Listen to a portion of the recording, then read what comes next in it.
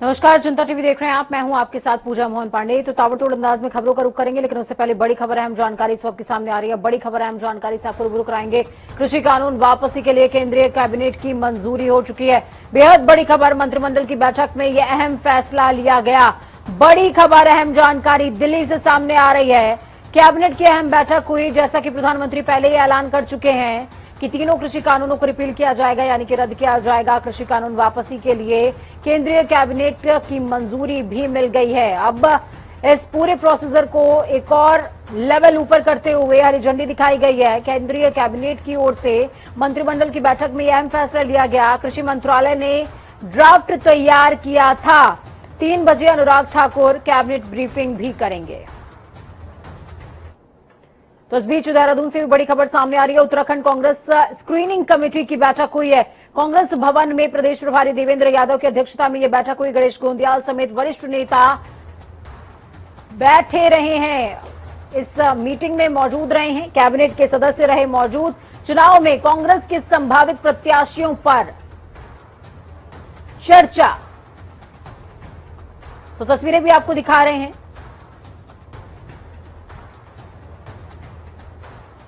चुनाव में कांग्रेस के संभावित प्रत्याशियों पर चर्चा होगी। इस खबर पर ज्यादा जानकारी के लिए ग्राउंड जीरो का रुख करते हैं। अजीत काम्बोज हमारे साथ में जुड़े हुए हैं। अजीत, क्या कुछ अपडेट है? क्योंकि संभावित प्रत्याशियों का जिक्र हम सुबह के समय भी कर रहे थे, जब हमारी बात हो रही थी कि स्क्रीनिंग कमेटी में एक लेवल और ऊपर आते हुए कांग्रेस अब प्रत्याशियों पर चर्चा कर रही है। क्या लगता है कि किस तरीके से रिपोर्ट कार्ड प्रिपेयर किया जाएगा? बिल्कुल, स्क्रीनिंग कमेटी की अगर बात की जाए तो अब से कुछ ही देर पहले बैठक समाप्त हुई है और जिसके बाद जो स्क्रीनिंग कमेटी के अध्यक्ष बनाए गए हैं अविनाश पांडे, उन्होंने मीडिया से बात की है और उन्होंने साफ कहा है कि स्क्रीनिंग कमेटी की पहली बैठक आज आयोजित की गई है, जिसमें तमाम नामों पर चर्चा हुई है जो संभावित प्रत्याशी है उत्तराखंड कांग्रेस के, और आने वाले भविष्य में किनको टिकट फाइनल किया जाएगा, इनको लेकर लगातार चर्चा बनी रहेगी। और इलेक्शन कमेटी जो है उत्तराखंड कांग्रेस की, वो जिन नामों पर अपनी हामी भरेगी वो स्क्रीनिंग कमेटी के पास आएंगे और तब स्क्रीनिंग कमेटी उस पर जाकर फैसला, अंतिम जो फैसला है वो लेने का काम करेगी। हालांकि जो बैठकें हैं ये लगातार जारी रहेंगी और स्क्रीनिंग कमेटी के माध्यम से लगातार उन चेहरों पर यहाँ पर लगातार चर्चा होती रहेगी जो संभावित प्रत्याशी हैं या जो पूरा दमखम चुनावी मैदान में दिखा रहे हैं। 70 विधानसभा चुनाव क्षेत्रों में चुनाव होना है तो 70 प्रत्याशियों को यहाँ पर फाइनल करना होगा। इसको लेकर आज से ही जोड़तोड़ यहाँ पर शुरू हो चुकी है। जी बिल्कुल, जोड़ तोड़ की प्रक्रिया शुरू हो चुकी है और बेहद खास ये मीटिंग भी। बहुत शुक्रिया अजीत हमारे साथ जुड़ने के लिए, अहम जानकारी साझा करने के लिए।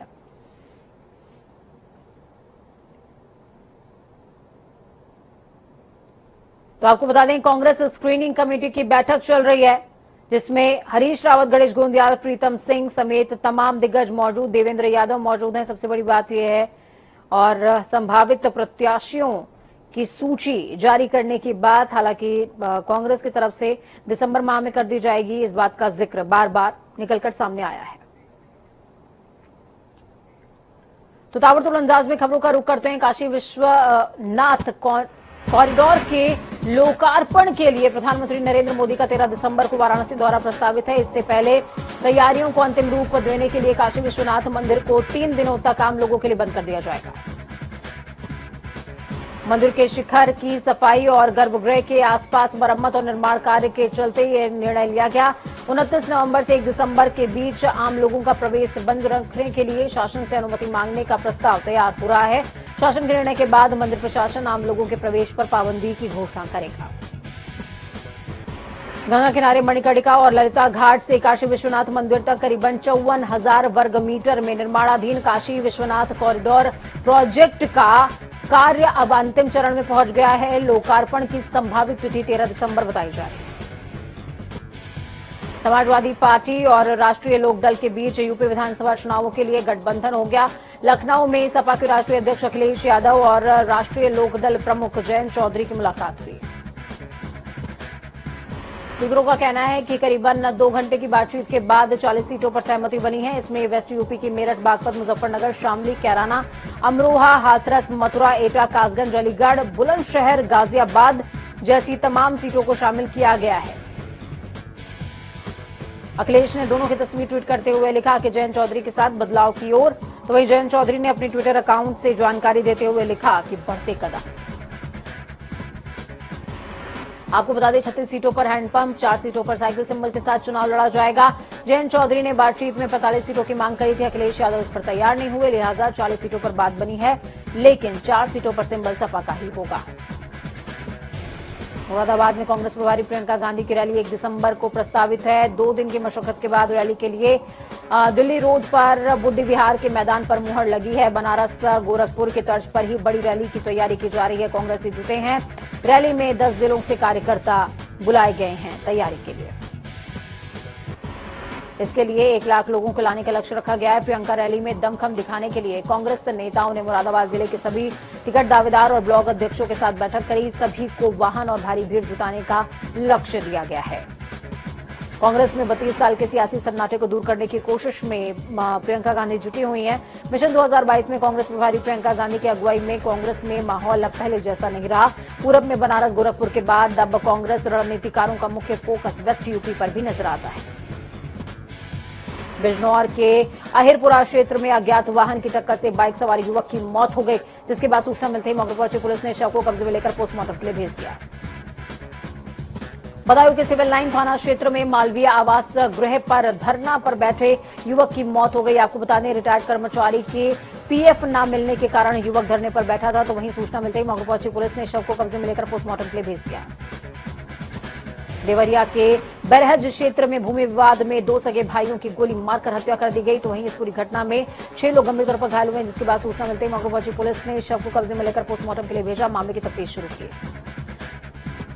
पीलीभीत के मोदी फैक्ट्री में भीषण आग लग गई, जिससे फैक्ट्री में रखा सारा सामान जलकर खाक हो गया, जिसके बाद सूचना मिलते ही मौके पहुंची पुलिस और फायर ब्रिगेड की टीम ने कड़ी मशक्कत के बाद आग पर काबू पाया।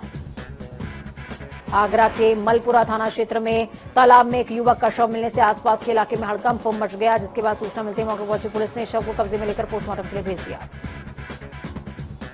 बदायूं के उसहैत थाना क्षेत्र में बाइक टकराने के विवाद में एक युवक ने दूसरे युवक को गोली मार दी, जिसके बाद सूचना मिलते ही मौके पहुंची पुलिस ने आरोपी को गिरफ्तार कर लिया और घायल युवक को उपचार के लिए अस्पताल में भर्ती कराया। पीलीभीत के बरखेड़ा क्षेत्र में स्कूल में साफ सफाई के लिए सफाई कर्मचारी तैनात होने के बावजूद विद्यालय में छात्रों से साफ सफाई कराई जा रही थी, जिसका वीडियो सोशल मीडिया पर जमकर वायरल हो रहा है। हरदोई के लोनार थाना क्षेत्र में मेले में डांस देखने गए युवक की कई लोगों ने मिलकर जमकर पिटाई कर दी, तो वहीं मारपीट का वीडियो सोशल मीडिया पर जमकर वायरल हो रहा है। आपको बता दें पुरानी रंजिश के चलते युवक की पिटाई हुई है। गाजियाबाद में प्रदूषण को देखते हुए प्रशासन पुख्ता इंतजाम करने में जुटा हुआ है। लगातार नगर निगम पानी के टैंकरों से शहर के अलग अलग जगहों पर पेड़ों और सड़कों को स्वच्छ पानी से साफ किया जा रहा है, ताकि प्रदूषण से होने वाली परेशानियों से मुक्ति मिल सके और प्रदूषण से निजात भी मिल सके। इसके अलावा बढ़ते अतिक्रमण को रोकने के लिए औद्योगिक क्षेत्र में उद्योग व्यापार मंडल ने से नगर आयुक्त ने एक बड़ी मीटिंग का आयोजन किया, जिसमें पार्क को विकसित करने और हरियाली पर फोकस करने के लिए जोर दिया गया। बदायूं के थाना चौकी क्षेत्र में 23 नवंबर 2021 को पुलिस झंडा दिवस के अवसर पर वरिष्ठ पुलिस अधीक्षक डॉक्टर ओपी सिंह की ओर से पुलिस कार्यालय में ध्वजारोहण करके उपस्थित समस्त पुलिस अधिकारी और कर्मचारी गणों को संबोधित किया गया। रायबरेली एम्स में फर्जीवाड़े का बड़ा मामला सामने आया। फर्जीवाड़ा करने वालों ने खुद ही टेक्निकल और चतुर्थ श्रेणी की वैकेंसी निकाली और भर्ती भी कर ली। इतना ही नहीं, फर्जीवाड़ा करने वालों ने नियुक्ति पत्र जारी करते हुए ज्वाइन करने की तारीख का भी ऐलान कर दिया।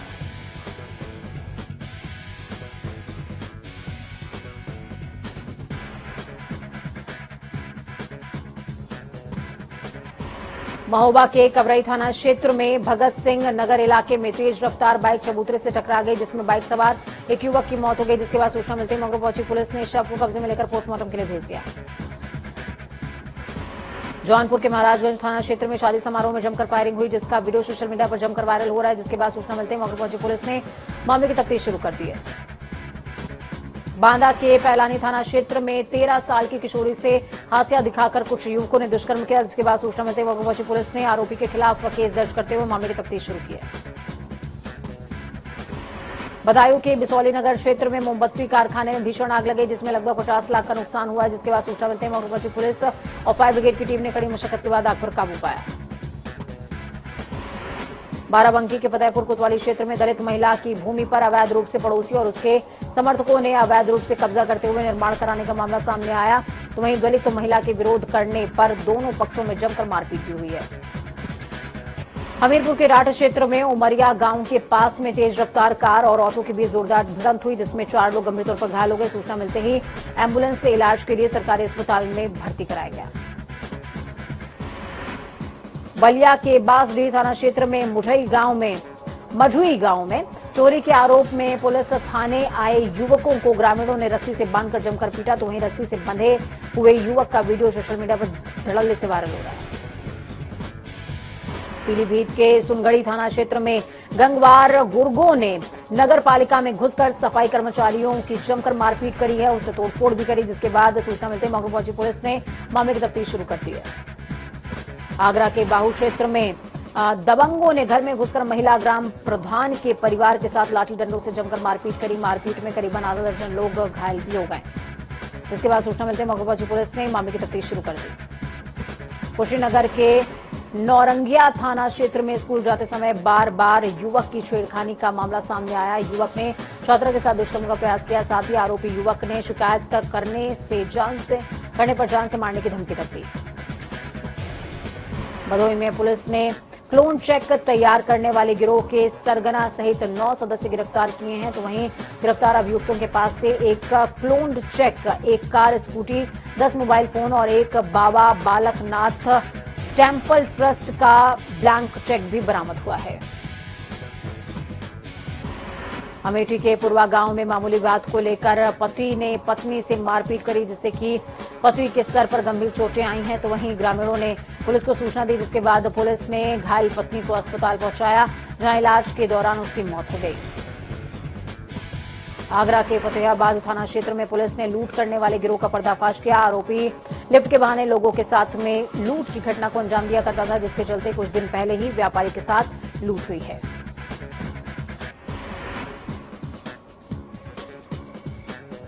जालौन के उरई कोतवाली क्षेत्र में बीच बाजार दर्जन भर दबंगों ने युवक को दौड़ाकर पीटा। तो वहीं ये पूरी घटना पेट्रोल पंप पर लगे सीसीटीवी कैमरे में कैद हो गई, जिसका वीडियो अब सोशल मीडिया पर धड़ल्ले से वायरल हो रहा है। बिजनौर के डीएम उमेश मिश्रा का मानवीय चेहरा सामने आया। जरूरी काम को जा रहे डीएम ने अपने ऑफिस की सीढ़ियों पर चढ़ते हुए एक दिव्यांग व्यक्ति को देखा, तो उन्होंने अपनी गाड़ी रुकवाकर पहले दिव्यांग की समस्याओं को सुना और ट्राई साइकिल देकर दिव्यांग को आने जाने की परेशानियों को दूर किया। उत्तराखंड में नई खेल नीति पर कैबिनेट ने मुहर लगा दी। इससे खिलाड़ियों को प्रोत्साहन मिलेगा। इसके साथ ही भोजन माता और पीआरडी जवानों का मानदेय भी बढ़ा दिया गया है। मुख्यमंत्री पुष्कर सिंह धामी की अध्यक्षता में राज्य सचिवालय में कैबिनेट की बैठक हुई थी। बैठक में कुल 30 प्रस्ताव लाए गए, जिनमें से 28 प्रस्तावों पर कैबिनेट की मुहर लगी। इनमें महत्वपूर्ण खेल नीति 2021 को शामिल किया गया। खेल नीति लागू होने के साथ ही प्रदेश में खिलाड़ियों को राज्य, राष्ट्रीय और अंतर्राष्ट्रीय स्तर पर अपनी प्रतिभा दिखाने का पूरा मौका मिलेगा। खेल नीति में एक और जहां साल भर प्रदेश भर में 2600 खिलाड़ियों को 2-2 हजार रुपए प्रतिमाह छात्रवृत्ति को बढ़ाया गया है, तो वहीं 8 साल की उम्र से ही खिलाड़ियों की पहचान के लिए physical and sports aptitude test लागू किया जाएगा। कैबिनेट बैठक की जानकारी देते हुए शासकीय प्रवक्ता सुबोध उनियाल ने बताया कि राशन डीलरों के साथ अंशदान बढ़ोतरी के साथ ही अब लीज की भूमि पर भी होम स्टे योजना का लाभ लिया जा सकेगा। इससे राज्य के खेल और खिलाड़ियों दोनों को फायदा पहुंचेगा। रुद्रपुर में एसओजी टीम और पुलभट्टा पुलिस एक बार फिर से बड़ी सफलता हाथ लगी है। पुलिस टीम ने उत्तर प्रदेश उत्तराखंड बॉर्डर पर वन चौकी के साथ एक कार से 190 कछुओं के साथ 2 तस्करों को गिरफ्तार किया। पुलिस के अनुसार कछुओं को उत्तर प्रदेश के मैनपुरी इटावा से उत्तराखंड लाया जा रहा था। इन्हें उधम सिंहगढ़ जिले में दिनेशपुर, रुद्रपुर आदि शहरों में बेचा जाता है। तस्करों के मुताबिक कछुओं का इस्तेमाल मांस सेवन, दवाइयों आदि के प्रयोग में किया जाता है। हरिद्वार में लक्सर गांव स्थित दाबकी सहकारी समिति के धान क्रय केंद्र पर उप जिलाधिकारी वैभव गुप्ता ने छापा मारकर जांच करी। जांच के दौरान समिति के स्टॉक में धान मौजूद नहीं मिला, पर दस्तावेजों में कुछ गड़बड़ी भी पाई गई, जिसके बाद एसडीएम ने दस्तावेजों की बारीकी से जांच और कार्रवाई करने की बात कही है। यूपी में यातायात सुधार के लिए शुरू हुए चालान व्यवस्था में ट्रैफिक नियमों के उल्लंघन तो नहीं रुके, लेकिन सरकार को शमन शुल्क से मिलने वाले राजस्व में बेतहाशा इजाफा हुआ है। जनवरी 2019 में ये चालान लागू होने के बाद अक्टूबर 2021 तक प्रदेश भर में 1 करोड़ 65 लाख चालान काटकर 3 अरब 34 करोड़ रुपए जुर्माना वसूला जा चुका है। अपर मुख्य सचिव गृह अवनीश अवस्थी ने बताया कि यातायात नियमों के उल्लंघन को रोकने के लिए पूरे प्रदेश में ये चालान व्यवस्था लागू की जा चुकी है। ये चालान यातायात और नागरिक का पुलिस की ओर से किए जा रहे हैं। 7 जनवरी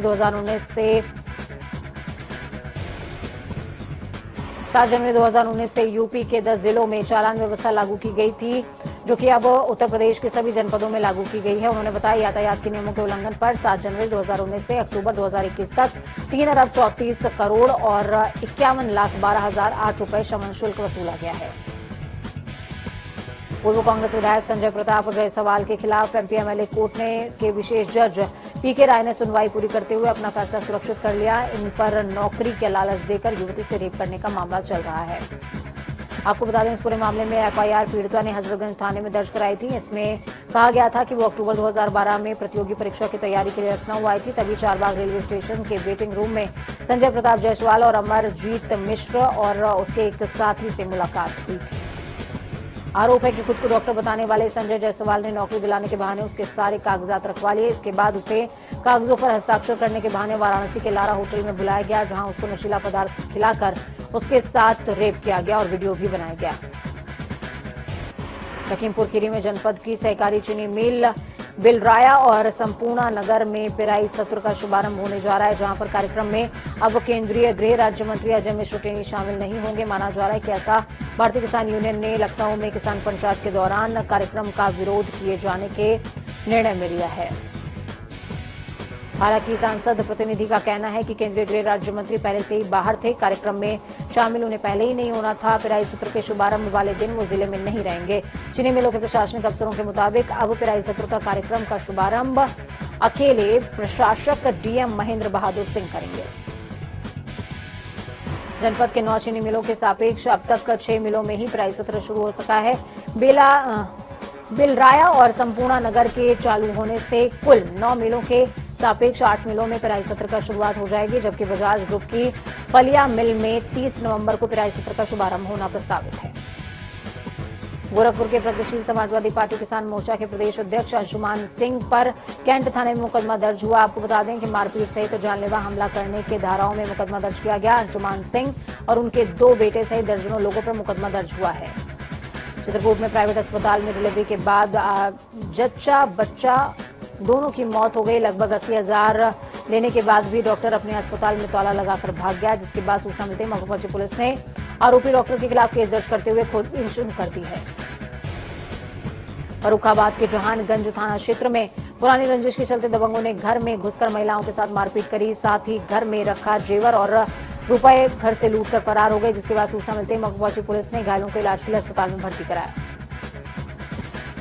नाबालिग की मां जब जेल में मिलने गई तो उसने भी बताया कि उसका बेटा नाबालिग है और उसे गलत तरीके से फंसाया गया है। तो वहीं पीड़िता की मां ने बताया कि मेरे बच्चे ने ये भी बताया कि वह पुलिस वालों के हाथ पैर जोड़ते रहा, हमें गोली मत मारो, लेकिन पुलिस वालों ने एक भी ना सुनी।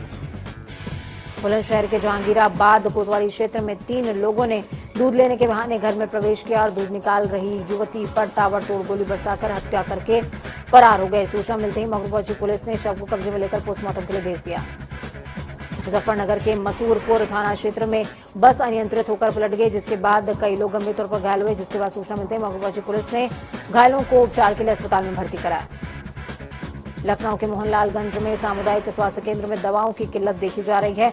बुखार के मरीजों को पैरासिटामोल की दवा तक नहीं मिल पा रही, तो वहीं इमरजेंसी में आ रहे जख्मी मरीजों को बीटाडीन भी नहीं मिल पा रहा है। बाहर के मेडिकल स्टोर से दवाइयां खरीदना पड़ रहा है। बहराइच के सुजौली थाना क्षेत्र में नाबालिग बेटी से बलात्कार करने के मामले में दरिंदे पिता को फांसी की सजा सुनाई गई।